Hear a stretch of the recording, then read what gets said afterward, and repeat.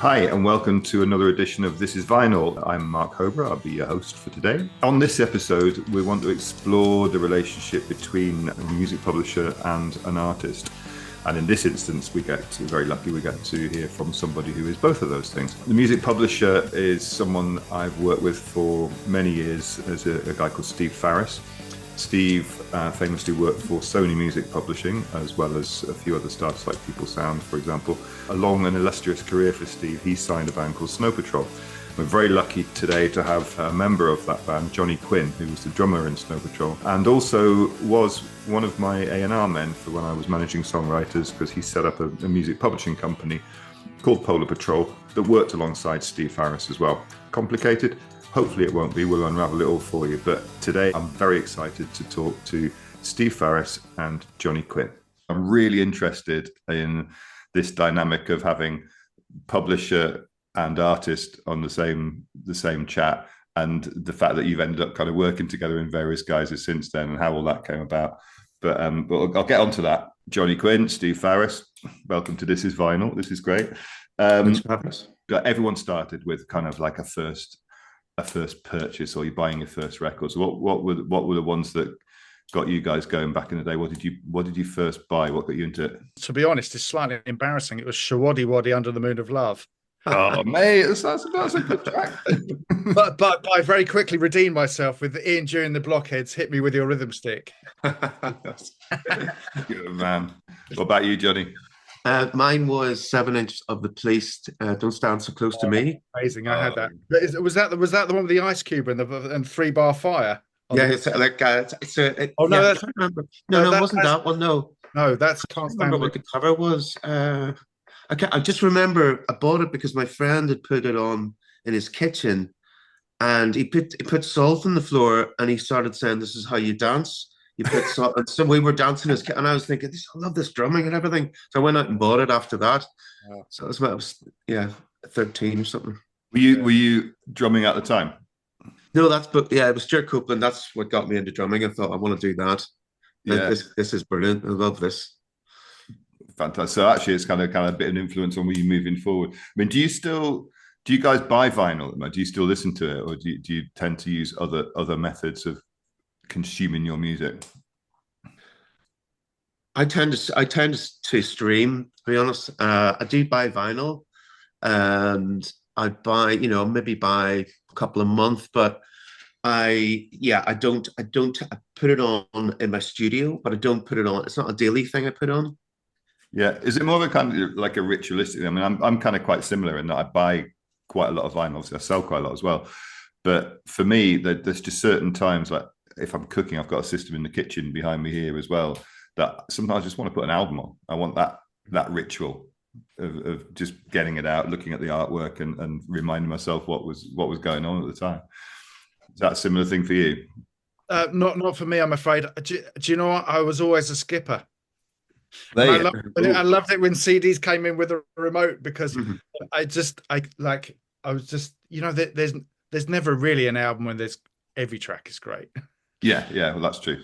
There's a filler occasionally, and the fillers used to really annoy me. So I was always a skipper. So I absolutely adore Spotify, because I can just make playlists and skip really easily. And I just got so many records and then my eyesight started to not be so good, and just actually physically seeing them, I could go on my phone and just go, "Oh, great, I can get it like that." So it's interesting you're saying this. I've lost my vinyl habit completely. Yeah. It's interesting you saying this, because I've been talking to a couple of other people in the industry who are saying that the way that albums are now being put together has massively changed. And in particular, it seems to me that because of streaming and that ease of putting a single track up, that artists are kind of developing their careers a lot more by doing a lot of single track releases. And the album kind of makes itself, and so it's almost becomes a greatest hits album as your first album. Before that, are you seeing that? Yeah. There's a lot of people releasing 10 EPs before you'd even hear of an album these days.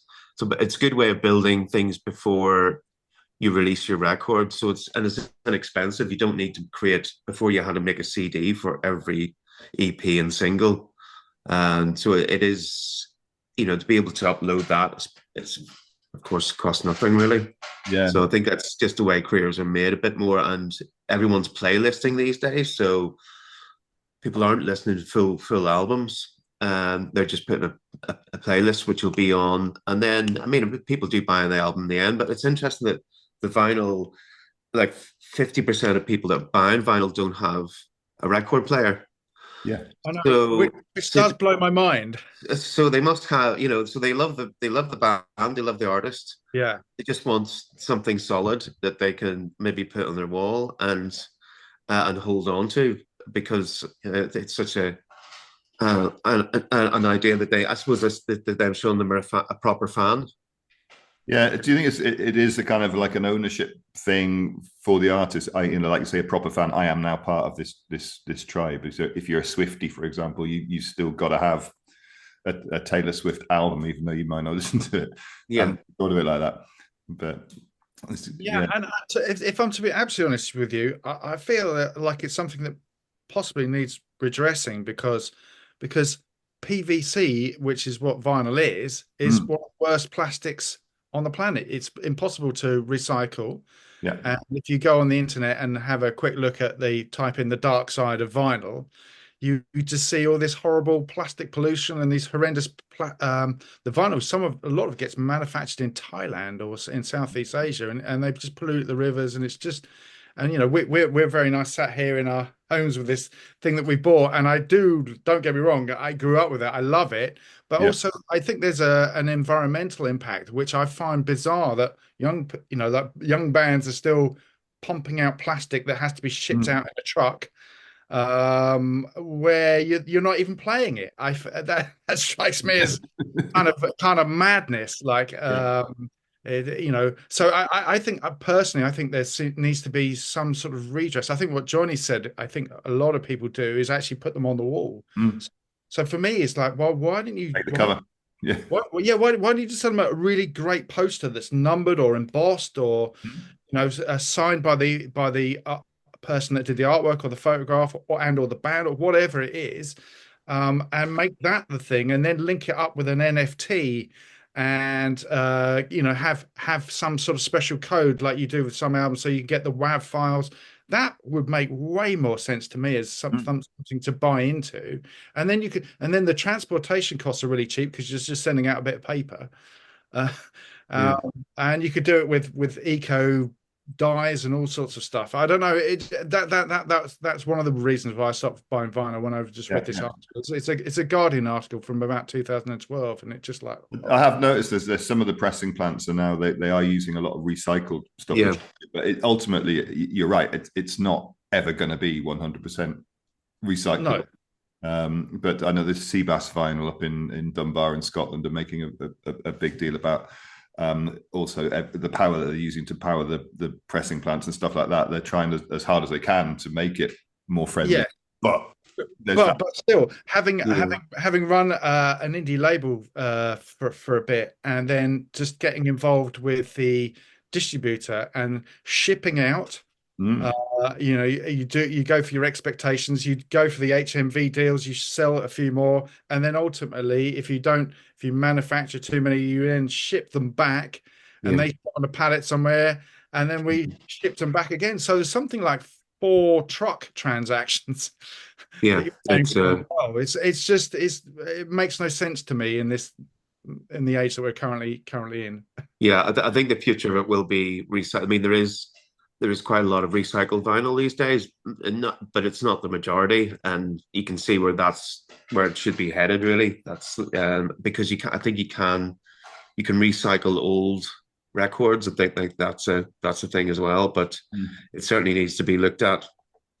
But it's little things as well. I mean, if you want to recycle an old record, then you've got that whole problem about the paper label in the middle. So I remember when I was growing up, a lot of the 7-inch singles, they didn't have a paper label in the middle. It was embossed into the vinyl itself. And that's another thing that I think they're bringing back.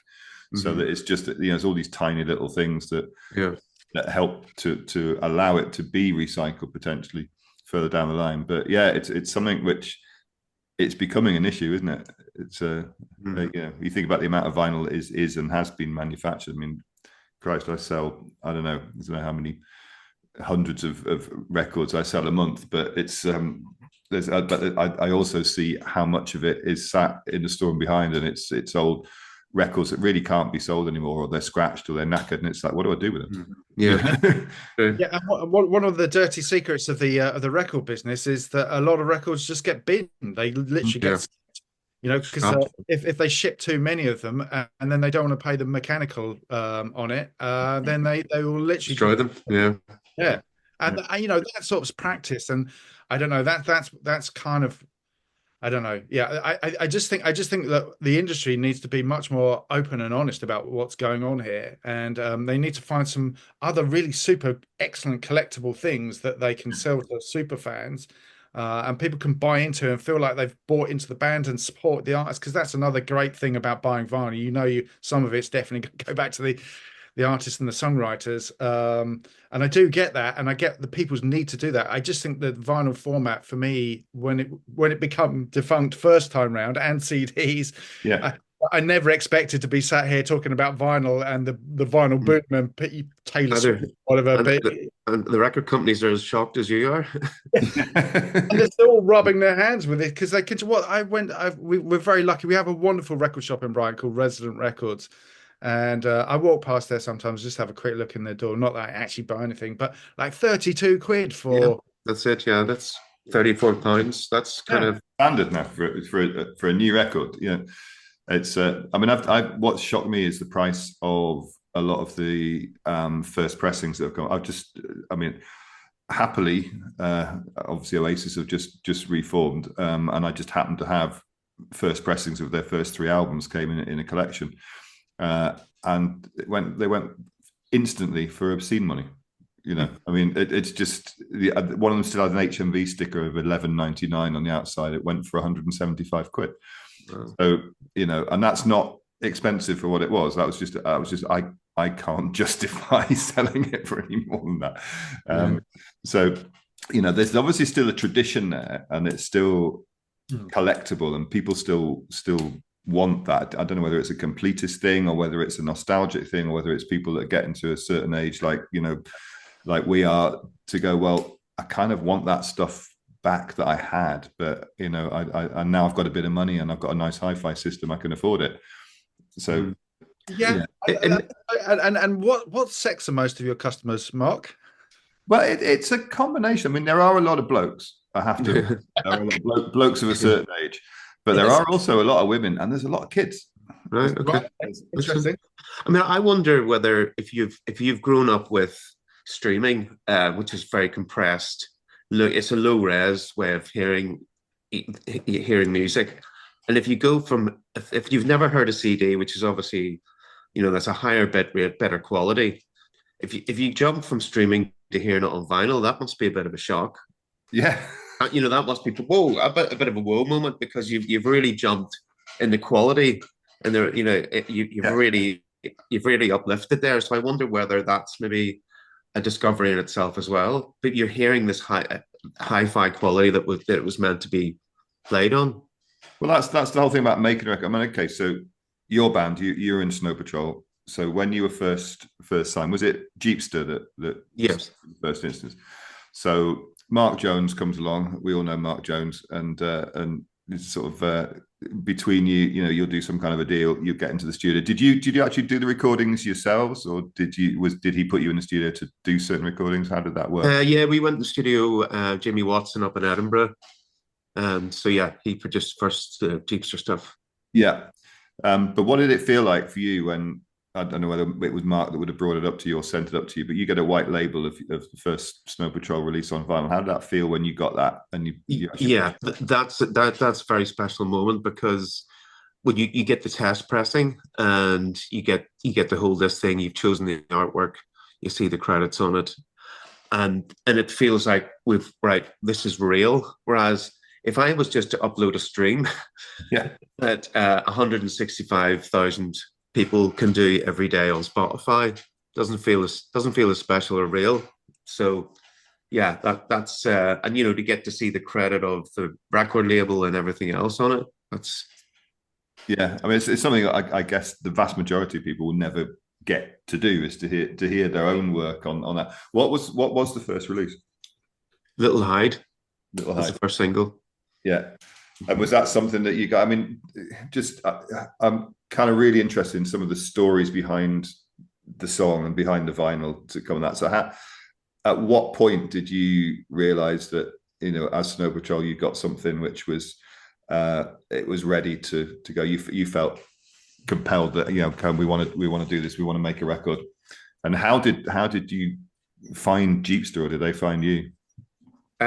What happened was Mark, who was in the band, sent out tapes to record labels. Jeepster was one of them that got back, one of the few that got back. Mark Jones, he got really excited about it and signed the band with, you know, Jeepster was a small indie label, so they're small budgets. So, you know, I had to be in a couple of weeks in the studio.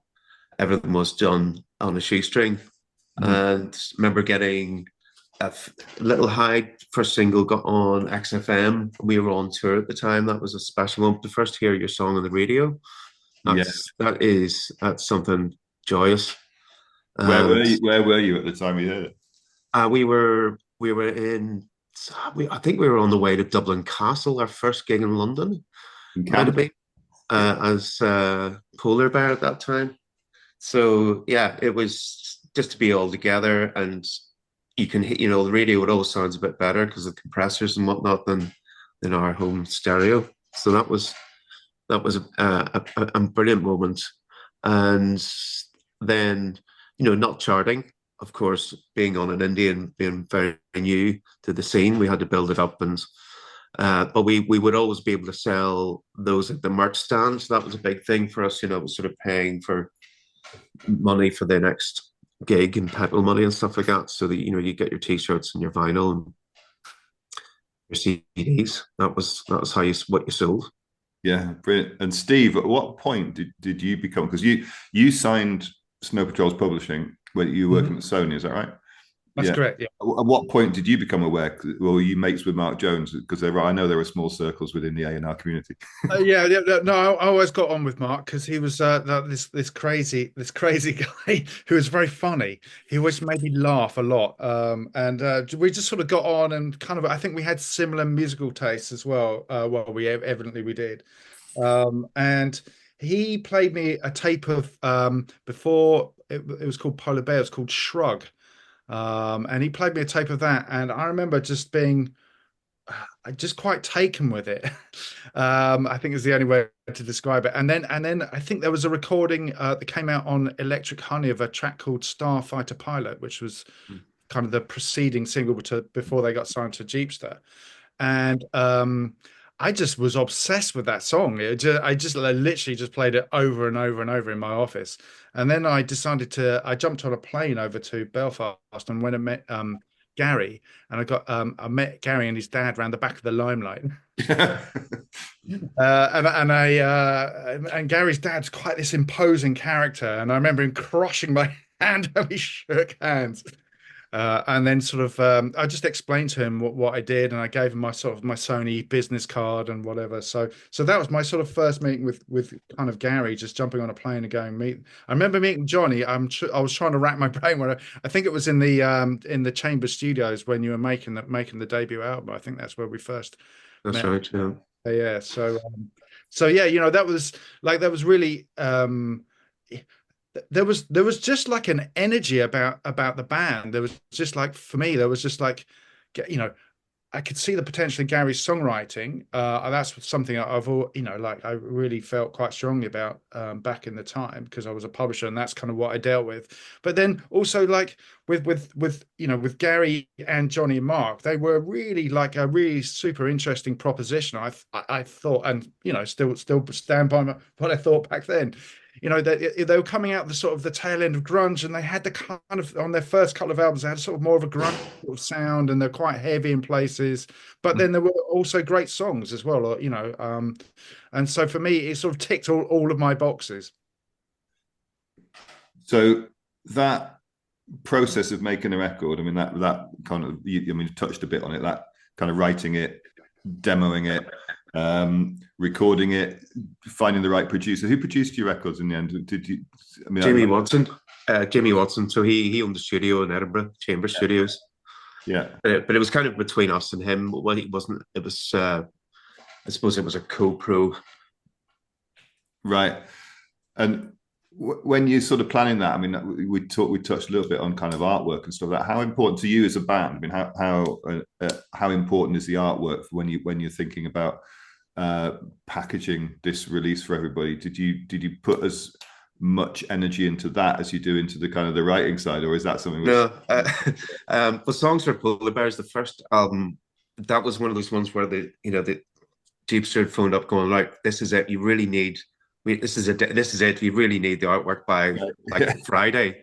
And you're going, so me and Mark went up to a charity shop and bought this little Elvis character and some little polar bears that were in the window, and because we only had about £5, so that was the budget. So we put them in our front garden of our flat in Dundee and took a photo, and that was the front cover. Brilliant. So it was not a lot of thought went into it at all. I mean, as things went on, we started to think about it. From Final Straw onwards, we started to really get into the artwork. Yeah, it's funny because I mean, some artists that I've spoken to, it's almost the other way around. It's like the artwork is just this thing which is hugely important to them, and then that they want to make a massive statement with. And then certain other artists, it's kind of, no, it's about the music for us. It's not necessarily that. Yeah, it didn't start first with us. No. I mean, growing up, because we spoke on the phone a few weeks ago, and you were talking about when you were growing up in Northern Ireland, and working in Good Vibrations. Which, for those of you that well, you tell the story of what Good Vibrations is. Well, yeah. So Good Vibrations was a record label set up in one of the toughest times for the Troubles in Northern Ireland. There was a lot of conflicts, and they set up in the city centre, which was quite a dangerous place because there was a lot of bombs going off. But Terry had managed to set up this. It was like a scene as well as a record shop. So when I would go along, I was be at school, there'd be punks and rockers and mods all outside. It would be sort of a meeting place of all kinds of tribes of music.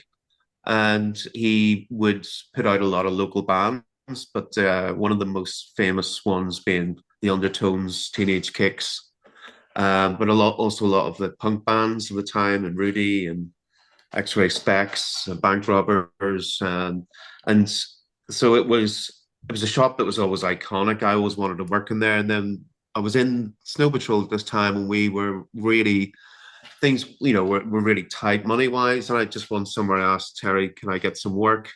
Terry Hooley, who ran the shop, and he said, "Oh no, I've got too many staff. I can't afford it." And then on my way, just as about to get the door, he says, "You start on Monday."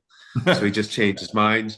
And that shop was really interesting because you would get so many different people coming all over the world because they knew about Terry, they knew about the Good Vibrations record label, but his shop was quite difficult to work out if you're selling records because he had this system which only he knew how it worked. So trying to find a record in there was always interesting. And then he would always be, Terry would often be in the office because a lot of people would come in and ask for him. And the office was always the Crown Bar around the corner. That's what he always says, he's in the office.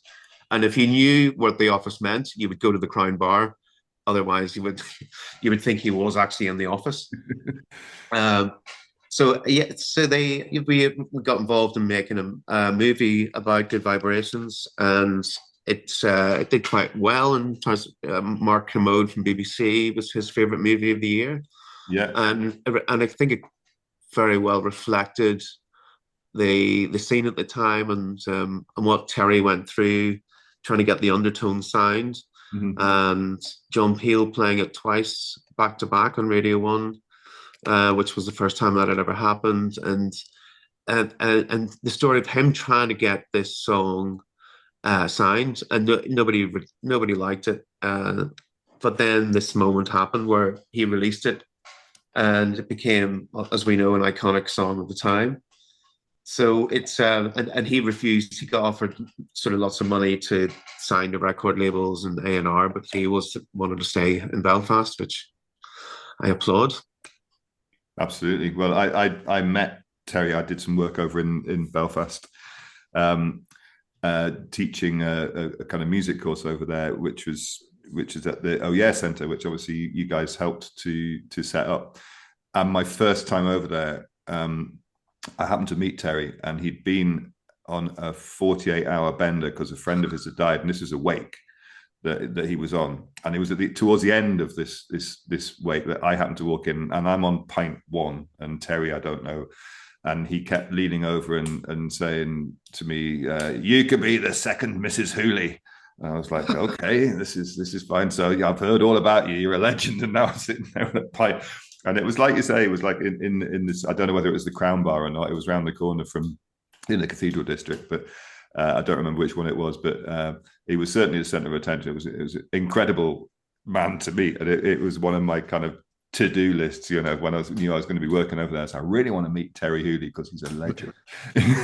Didn't you buy Fergal's copy of Teenage Kicks at an auction or something? I did, yeah. I found it on an auction, and Fergal was head of UK music at the time. So he found out that I bought it, so he asked me to come in and wrote a lovely note on it. And it's in green because all the Good Vibrations records at the time, because they had so little money, they used to make the covers out of paper, so it was a folded paper. So the bands would fold their own covers. Yeah. But it was this was a rare one, which they were all white. I had the white version of Teenage Kicks, but Fergal's was green. So I have, that's my favorite record of all time. I have Fergal's own copy. Oh my God, that's amazing. I'm really jealous. So which auction did you, was it a charity auction? You just it was, yeah. You know it was going to be on sale, or did you just happen to be there and it was? It just happened to find, yeah, I had it on a Google search, Google alerts thing for various records, and it popped up and it was like, oh, Fergal's copy, I have to get that. So yeah. Well, if I ever come around to your house, you better check my pockets on the way out. Steve, what about you? Mentioned Resident Records in Brighton. You grew up in Brighton, right? Just outside of Brighton, yeah. And I moved here when I was 18 or whatever, yeah. What was the scene like there? Because Brighton is pretty sort of infamous for the music scene over the years, and that, you know, the whole mods and rockers and stuff like that, and that gathering on Brighton seafront. But growing up there, was there a lot going on? Was there a couple of record stores that you hung out in? Yeah, I can't remember. What's the one that's your mate of yours, Phil, the one he used to run, Rounder Records. Yeah, that was sort of always the big one in Brighton before he departed. Yeah. And now we're, like as I mentioned earlier, we have got Resident here as well. But what's been really interesting in growing up in Brighton and spending the time here is that, you know, when I first moved there really wasn't much of a music industry here, and now there kind of is. You know, BIM is located here, and they've got their headquarters here. 13 artists are here. Republic of Music. So, and there was Skint Records, obviously, with the whole Fatboy Slim thing. And the band that I worked for 5 years on the road, the Levelers, are sort of one of Brighton's biggest sort of exports. So yeah, you know, what's been great to be a Brightoner is to see the scene here, you know, grow. And there's countless bands from Brighton, and then, you know, labels are popping up everywhere, and there's rehearsal rooms, and we have the Great Escape here as well, and it makes a lot of sense to have it here. So yeah, you know, it seems to have blossomed as a music city in the time that I've lived here. You two went on to set up Polar Patrol Publishing, right, which is a venture which I had a couple of artists signed to you guys, so it was great fun working with you as well. But looking at the kind of the source material, if you like, is this, I guess, the song. You two are really kind of ingrained in that whole publishing and songwriting world, and talking about kind of, you know, new formats, if you like computer games or audio, whatever. It must be really important to actually have an understanding of that, right, the early part of the creative process. I mean, how did you two kind of, well, Jonny, I think you started Polar Patrol, didn't you, with it, and then they went back for Steve. Is that right? Yeah, that's right. And yeah, I started out signing Johnny McDade as a writer, and then started looking at other artists, and then I needed some help, because I didn't know what I was doing really, starting a publishing company, and it was I mean, I had a fair idea, but publishing is a very kind of complicated business for even people who have been in it for a long time. So it was fantastic bringing Steve on with his knowledge of how actually publishing mechanics of it worked, and in terms of signing and contracts, and I know all aspects of it. So we built an For office. those of you, yeah, so people that might be listening to this, I mean, publishing is the signing of it's the intellectual copyright, isn't it? It's the writing of the song. It's not the recording. It's just the actual writing of it. So that's like you. I was massively confused about that when I first started in the music industry. So sorry, you were talking about it, but Yeah, so let me so we set up. We had 4 people working there, and we signed quite a few artists in the end because we had the capacity for it. We started with a fairly new company called Cobalt, who were using software to claim royalties that other publishers couldn't claim, and they were paying faster, they were paying quarterly. So it was very exciting to be part of that new revolution of publishing, and also bringing in the co-writing aspect of writers with artists and sessions, and we put on a few gigs of our own as well. So it was really good fun. We had a great time. yeah, and you had those amazing offices in the church. Was it where Anxious Records were? Was that in Crouch End? That's right. It was. Yeah, that's where Dave Stewart actually his is where he recorded all the great songs of early days. And he also had a publishing office where we had one, which we found out later on. All So right. it was so we had we had really good, and it was successful enough as well, so we could keep it going. It was more successful than we thought it would be when we started out. It was kind of a bit of a hobby when I started it, and then we ended up having quite a few hits. We certainly did. We bothered the charts a good few times, didn't we? Which for a small team was I mean, looking back on it, I think we did incredible work. Looking, I think when you're in it, you sort of it's it's just kind of what you do. But looking back on it, we ended up having just in the time we were there, we had top tens with Tired Pony, with Bo Bruce, Bell and Sebastian, and we had some shares on the Snow Patrol album as well. So that and then we Ed had Sheeran, of course. and then I was going to say, and then we had really super performing on with Ed Sheeran and the X album, so the Multiply album. So yeah, we really, in a short space of time, we actually really delivered for our writers, and we kind of delivered for the business. It was quite mad and stressful, but then things started working out. And it was it was a fun time for me. I really enjoyed working with Jonny. It was I think we just threw ourselves at it, and as it sort of got bigger and bigger, it was just like Well, it was great as a manager of one of your artists coming to work with you guys. It was brilliant because you two were into the songs, into the music. It wasn't business first, songs second. It was songs first, business second, and it was great to be able to just go and sit and have a pint with the gang, if you like, the team, and obviously Natalie being there as well.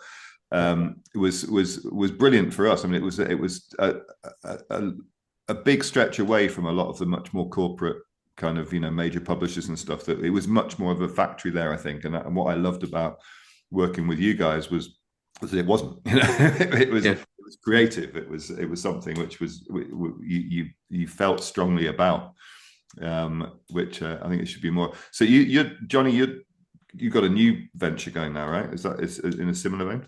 Yes, so I've started a new label just the last sort of 6 months, really, with Hugh Goldsmith, who he used to be MD of RCA Records, but he's a writer as well, and is I've been a publisher for a good time with the studio. So I'm setting out to do that sort of Polar Patrol Mark III now. Right. So this is I just need to come up with.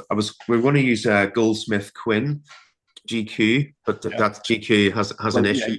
You might have that. Yeah, GQ Music still. So we've got to come up with a good name. We're working on that, but yeah, it'll be the same idea where it's a kind of a very bespoke.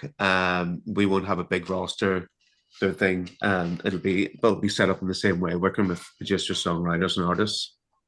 And how are you going to do that? I mean, are you going to do writing camps and host those, working to briefs, or are you going to? Yes. So writers camps is one thing. I've done one already. I'm planning to do another couple this year. So yeah, we will. It's about. I mean, at the moment we have 2 producers, so it's more about getting them in the room with the artists. We don't have any artists yet, so it'll be something that we're looking to through the camps and through the studio. We have a studio down in Canning Town, so through that we're going to be able to get the sessions together and build them up as producers. Fantastic. It's going to be good. Steve, are you getting into that as well? You're going to get involved?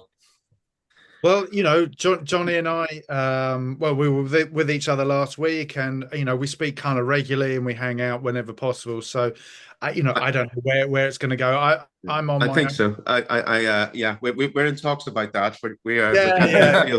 We feel that's going to come. That's I just asked this question, which but we did. Like I said a minute ago, I did have a great time, and it was, and like you said, Mark, that the environment that we fostered together, I thought was very good. So yeah, fingers crossed something will happen. But I'm sort of running my own consultancy at the moment, and I've been one of the weird things that my journey has been since Jonny and I stopped working together last time round, is that the journey I've been on has just been mental, is the only way to describe it.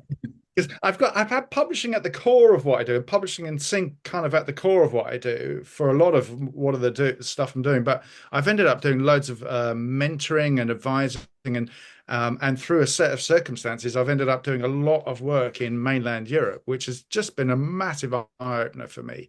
And yeah, for the last 5 years, I've sort of kept myself alive as a consultant, and have been doing publishing kind of, like I say, at the core of most things, but then also sort of developing kind of new skills in mentoring, and then I'm doing working at 2 production libraries as well. So that's been a fascinating new world for me just to discover at this stage of my career. There's a whole other strand of the music industry that is really growing quite quickly at the moment, which is production music. So which is kind of associated with publishing, but it's slightly different. There's no artist really. It's all about the piece of music and getting it placed in broadcast media. So that's been a real eye opener as well. So yeah, I think every day's a school day is the only thing I can say about this line of work. You can't know everything. But again, you kept kind of publishing and I guess a creative process at the heart of it all, which as much as possible, absolutely. What I find I'm good at is like supporting people who are I'm old enough to be their dad, or are maybe 20 years younger than me, and they're at a really kind of crucial part of their career, and they need some advice, or they need someone to speak to, or someone to help direct them in the right way. So that's what I find myself doing a lot more these days. Yeah, it's slightly concerning me, having had a birthday last week, that I'm definitely old enough to be their dad now. Interestingly, I was talking with James Flanagan, who we both know, last night. And there's a conversation. James was a writer, producer that I managed for a long time, who was also in a band called the Stiff Dillons, which was part of a film. And one of the other conversations that I've been having with people was with Ian Neal and with Lee Jury from Disney about the importance of music in film. And obviously, Jonny, you and I went to meet with Lee, I think, a good few years ago now. But how important in your kind of business plans, if you like, is going to be that use in very established media like film? Is that something you can aim for, or do you think it's something which just kind of happens if you could? No, you definitely well, it's you aim for it. It's a it's a sync is interesting. Like a lot of times, it will be supervisors will find it themselves. They have or the director feels that this song would be perfect for that scene. So there's many ways of getting a sync, but it is certainly a really important way for people to discover music. Especially with Shazam as well, I find you could, I'll have the phone out and say, what's that song in that series or a movie? And a lot of people, well, certainly for Snow Patrol, the sync of all time, Grey's Anatomy, so Chasing Cars, and that was Yeah. probably responsible for breaking us in America. One placement. Now that there's been lots of songs in Grey's Anatomy, and they haven't had the same results. But we did have it was the end of season. It was a very long, they played a long part of the song, and it was the right scene. So when it all comes together like that, it can be really powerful for an artist or a band. You can suddenly see a massive audience that you wouldn't hear. It's almost like getting A-listed on every radio station. So it can be really powerful and a discovery for people, especially these days when radio isn't the discovery tool for people. TV series through Netflix, Amazon, they've spent obviously a lot on content, so there's a lot more syncs available. Maybe the fees have come down a bit, but I think there's more of them about. Yeah, and you can see just from kind of Stranger Things and Kate Bush how that can reignite an entire career for her and give her a number one. How many years after it was first released? 35 years, 40 years? Yeah, and it was number one in America. I don't think it was ever number one in America for her. So it just shows you never know when that can happen. It just intrigues me that the industry that I entered as a kind of a dumb 20-year-old or something back in the late 1980s has changed so dramatically.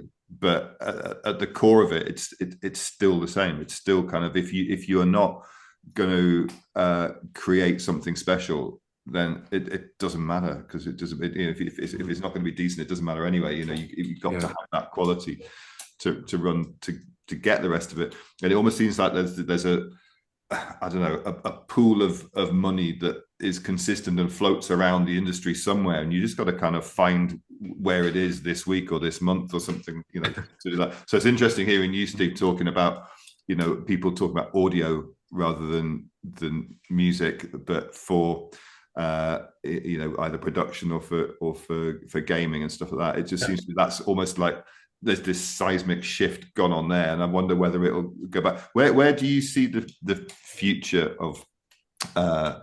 I'm going to bring it back to vinyl a little bit, but also just to artists kind of doing that. Where do you think there's something which is you're excited about that you can see on the horizon?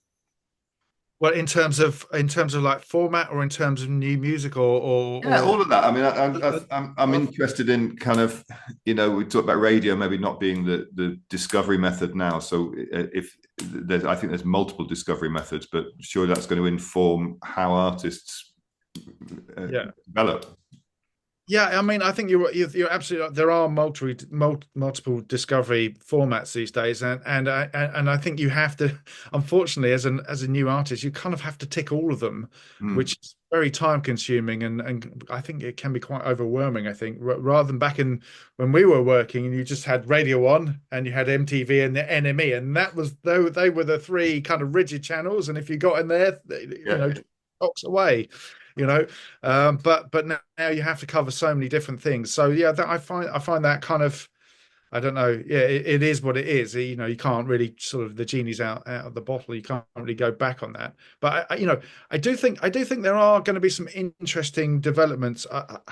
And one of the things that I suppose one of my big learners of the, because after my time at Polar Patrol, I worked with 13 artists, and I signed a couple of guitar bands there. One called the Psychedelic Pawn Crumpets, which is the best name ever. and Bilk there. So I get that one and that one. Yeah. So and what's been fascinating for me to see, I got involved, quite early on with both artists, and just to see how long it's taking them to break. Mm. That's my big sort of learner, is that bands are breaking and guitar music is happening, and they are selling t-shirts and they are having a cottage industry business, but it's not on album one, it's not on album two, it's not on album three, it's kind of album three, album four, things are starting to make sense. So I find that that's really is a big change, before proper traction kicks in. So I'm finding that I think the music industry is just going to have to learn to be much more patient, or they're going to have to structure deals in a slightly different way so you can continue working with an artist and not have to give them more money when they haven't recouped on their first records. I don't know. There's got to be a recalibration, I think, of deals, and also an understanding that proper artists can exist and can attract a fan base, but it just takes a little longer now. I think that was my big sort of takeaway from the last things I worked on. Yeah, yeah. I mean, I'm seeing. I don't know. I think what you guys are doing is probably sits alongside this, but I'm seeing that it's almost come back to where it was when I started, and slightly before I started in this cottage industry. Jonny, you touched on it with good vibrations. There's like a scene that starts to happen within that, and actually you have to kind of ignore what's going on around you. It's almost like, you set this up and you have the tools now at your fingertips to be able to make this thing work, and you don't necessarily need these dinosaurs or these behemoths that are around right now. So would you agree with that? Yeah, yeah. I mean, there's definitely there's a different way of doing business now. Well, the thing is, there's so many people can release a song, so there's so much noise compared to what there used to be. I mean, if you think, if it's 160 songs uploaded, 160,000 songs a day uploaded to Spotify, that's a lot of noise. I mean, only 5% of them are getting over 1,000 streams, but still, there's the volume of music that's out there, and it just the curators. There's not You don't have the same time. It used to be, you had radio, and a few radio stations, TV shows, and a few publications that just kind of curated for you. But now we don't have that, and how people are listening to music. Like my son he finds out about music through Fortnite, Right. and Roblox. That's his. He wouldn't be listening to the radio, but he does find out. Find out a lot of music which I wouldn't know about, or wouldn't be in the top 40, because it's all in playlists. But still, what doesn't change is you got to have. It's all about the song. If you have a great song, and you have a great sound, then that's where you hope that will rise to the top through all the noise. So it's something you have to always sort of be watching, as in, how do we get our music out there, and how do we cut through the noise? That's always been difficult. It's never been easy, but it's changed so many outlets, so many different ways, to so many different blogs. You can work endlessly on your social media, and you can be, that can be a full-time job. So there's so much more to do for artists. Yeah. But at the same time, you've got a great song that cuts through. One final question, though. I think I know the answer to this from Jonny, but God forbid your house is burning down or anything like that. You've got time to go in and save one record. What's it going to be? I think I know this. I think you know mine. I think I know yours. So, assuming that I haven't got there first and stolen yours, is there another one you'd want? I think it'd probably be, just because I know it's so sort of special and it was a real moment in time for me, it would probably be Tiger Milk by Ben and Sebastian. I went to the launch at Stowe College and got one of the original vinyl there. So yeah, it would probably be that one. My other one would be Neil Young on the Beach, which I found on vinyl, which was deleted, and I found it in Chicago in this record shop for $7. Wow. And it was such a find. I was like, yes, that's it. It still gives me a buzz when I find a record that I didn't know, I didn't even know I wanted, but I found it. So this collection, I got I got recently. There was a couple of records in, and I worked on both of them. So there's oh yeah. So that one didn't surprise me so much. That's coming in about 120, 130 quid. This one, so great album.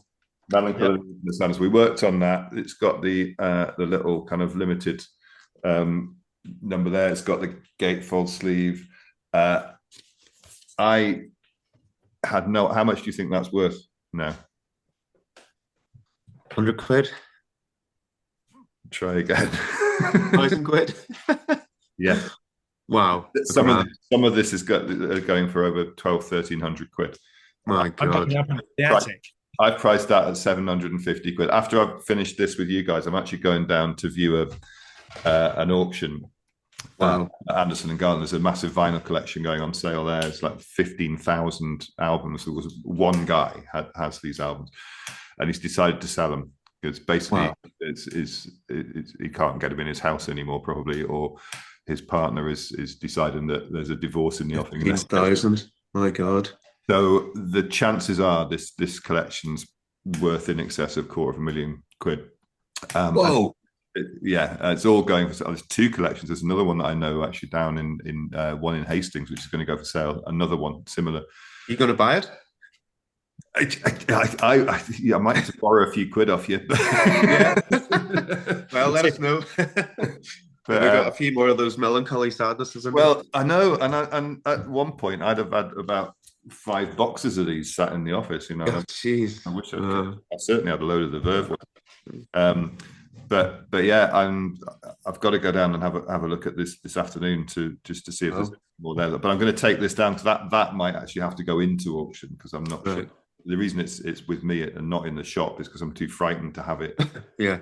Well, look, on that, I'm gonna let you guys crack on with your day. But thank you so much for coming and talking to us. Thank you for having us. It's brilliant.